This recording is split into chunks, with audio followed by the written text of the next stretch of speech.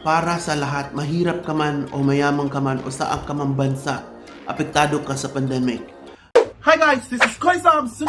Welcome back to my channel.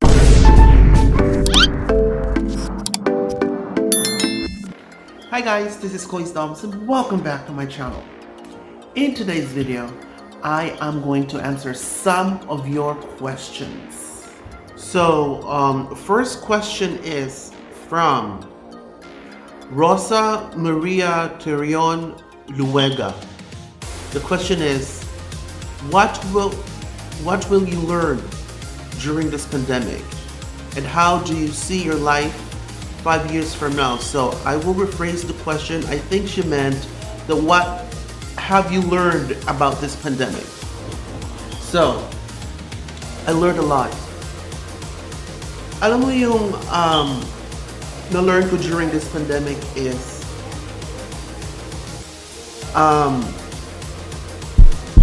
time is not certain. Like, hindi mo talaga malalaman kung ano mangyayari bukas. Kasi noong 2019, we were just so happy, all of us. We are like, happy-go-lucky. And then suddenly, nagkaroon ng pandemic. Yung ibang mga tao hindi nakapaghanda. Wala silang savings. Yung ibang mga tao, they thought na yung mga trabaho nila is forever na. Tsaka bigla silang na-furlough or bigla silang nawala ng trabaho because of the pandemic. Yung ibang mga tao,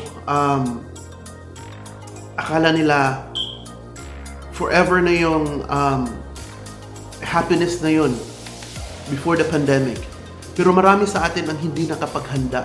So what I've learned during the pandemic, ito ngayon, I learned na kailangan tayo maghanda in the future.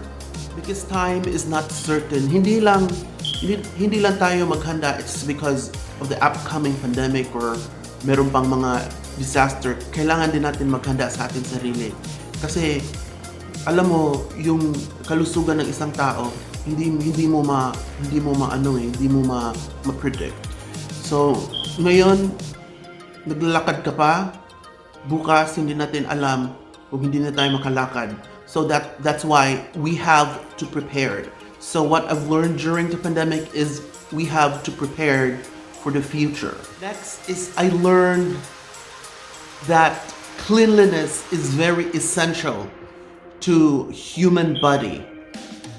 Guys, before the pandemic, to be honest, in one day, 2 beses lang siguro ako maghuhugas ng kamay. Or maghuhugas lang ako ng kamay kapag kumakain lang ako. But during this pandemic, I've learned that washing hands is very essential. And cleanliness, like talagang maglinis ka sa surroundings mo, maglinis ka sa bahay mo, maglinis ka sa kotse mo, lahat. So, that's one thing I've learned about this pandemic. And the third one I learned about the pandemic is that knowing who your really friends are, like knowing who they really are. Like for example, sa mga taong naapektuhan talaga ng pandemic, yung mga taong nawala ng trabaho o yung mga taong nawala ng pagkain because of the pandemic, doon nila malalaman kung sino talaga ang mga taong malapit sa kanila na tumutulong sa kanila. So I think this pandemic is also a lesson for everybody kasi dito natin nalalaman kung sino talaga yung mga taong true to us. So lastly, what I've learned during this pandemic is that ito ay hindi lang para sa mahihirap, kundi ito ay para sa lahat. Para sa lahat, mahirap ka man o mayaman ka man o saan ka man bansa, apektado ka sa pandemic. So, natutunan ko is you have to be down to earth. Like you have to be human. Kasi hindi natin alam kung ipairal natin ang ating pride, ipairal natin ating yung bang mapagmahitason ug sa Bisaya pa, I don't know how to speak that in Tagalog. So kung ipairal natin yun, life is uncertain. Like, life is too short to be angry. Life is too short to be yung maramot, yung mga dalo ba? Life is too short to be like that. And then also, life is too short na para manginggit ka ng ibang tao. At saka lastly, dito din sa pandemic, nalalaman ko na marami talagang mga taong abusado. Yung bang ginagamit nila ang pandemic para manglamang sila ng ibang tao. Ginagamit nila yung pandemic para mangloko sila ng ibang tao. Marami yan. Hindi ko na lang babanggitin, but marami talaga ako natatanggap ng mga messages na nalalait. Kasi sinusuri, kasi inaano ko yun eh. I investigate eh yung mga message na pinapadala nila sa akin, if it's true or not. So, nalalaman ko na some of them it's not true. So, her next question is, how would you see your life 5 years from now? I love this question. Siguro nasa Pilipinas na ako nun, nagdidegosyo. At saka, kasama yung anak ko. Because I don't want my son to come here I don't want him to graduate here. So I want him to study in the Philippines, graduate a course in the Philippines before he will live his life in America. Gusto ko siya makapagtapos sa Pilipinas. So, in 5 years, siguro high school pa yung anak ko niyan. So, dun ako sa Pilipinas. Ayoko na dito sa Amerika talaga. Next question, guys, is Mark Neil Gonzaga de Leca. He asked me a question. He said, what is your greatest achievement in life? I am now 44 years old and marami na ako napatunayan sa aking sarili na nagawa ko na naging successful. But the question is, what is your greatest achievement? So yung pinaka-greatest achievement ko, guys, is yung nakatulong ako ng dalawang bata. The first one, pumunta siya sa akin when he was 7 years old or 8 years old. So, siya yung tinuturing kong eldest of my sons. So, pumunta siya sa akin noon, he was just on that age. Tapos, hanggang napagtapos ko siya ng pag-aral. At hanggang ngayon, di siya umuwi sa kanilang bahay, nandito pa rin siya sa akin. Tinuturing pa rin niya akong parang dad niya. So that's the greatest achievement na tinuturing kong greatest achievement in my life. At saka yung isang bata,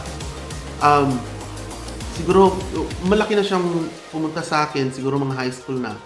So, yun, nakapagtapos din siya ng pag-aaral because I helped him and he also helped me sa bahay namin. Siya yung nag-aalaga ng bunsong anak ko. So, nakapagtapos din siya ng pag-aaral at hanggang ngayon, guys, although umuwi na siya sa kanyang family, pero every weekend talagang uuwi siya sa bahay namin doon sa Cebu. At saka talagang almost a week, not every day but almost every week, talagang mag-communicate sila sa akin. So that's the greatest achievement na nagawa ko sa buhay ko. Nakapagtapos ako ng dalawang bata na hindi ko kaano-ano na tinuturing ko sila na anak. At saka ngayon, meron pa din akong 3 more kids.